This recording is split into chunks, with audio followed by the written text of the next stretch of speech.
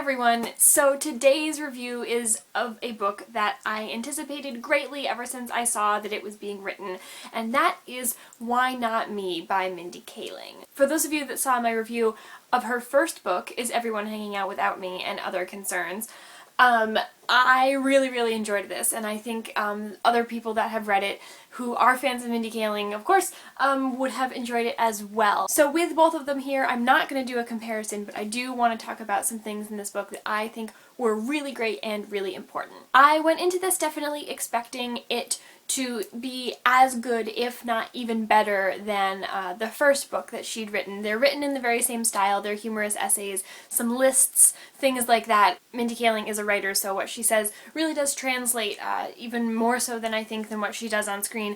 I always find what she's written really enjoyable and kind of find myself speaking the way that she writes for a little while afterward. It's pretty humiliating and also kind of hilarious. I really enjoy the end papers on this, which are a bunch of hamburgers and lipsticks and flying iPhones.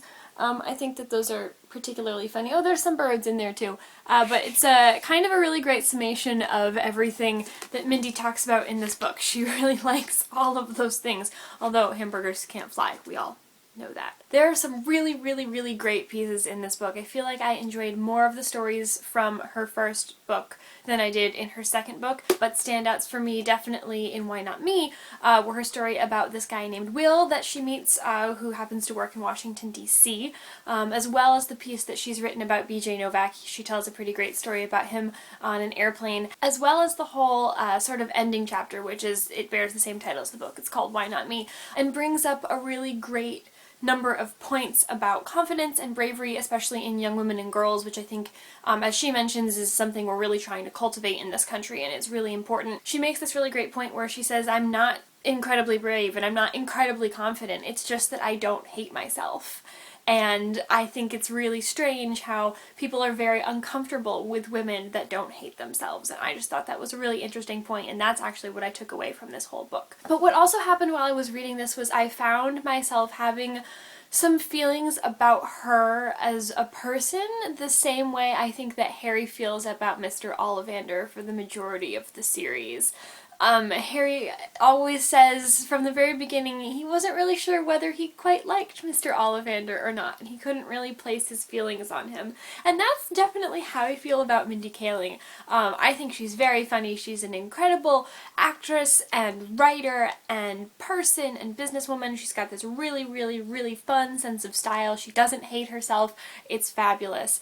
But some of the ways that she talks in this book are so, I think, just very different from the kind of person that I am, most notably where she says that true best friends like her and her best friend, who are in one of my favorite stories in this book, real best friends stay in their room and watch movies and eat cheeseburgers instead of touring around and pretending to impress each other by being interested in art and culture and stuff.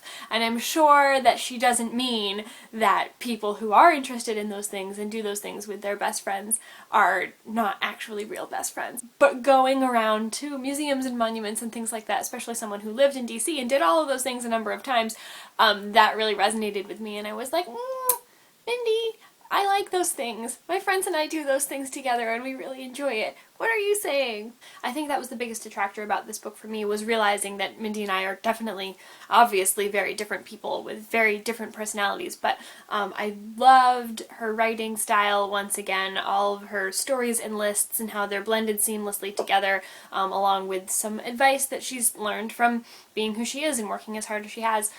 Definitely worth a read, especially if you were a fan of the first book. If you're a fan of her television show, The Mindy Project, she talks about that as well.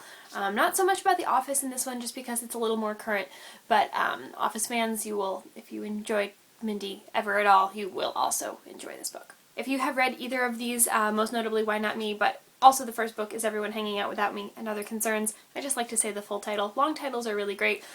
Please leave me a comment in the comments and we can talk about Mindy and these books and how they're great. I really wish I had both of them in the same medium. One is in hardcover and one is in paperback, and that's gonna bother me. Also, if you've listened to the audiobook, they are both read by her, and I think it's probably a really great experience because you'll get to hear her words read by her how they're supposed to sound.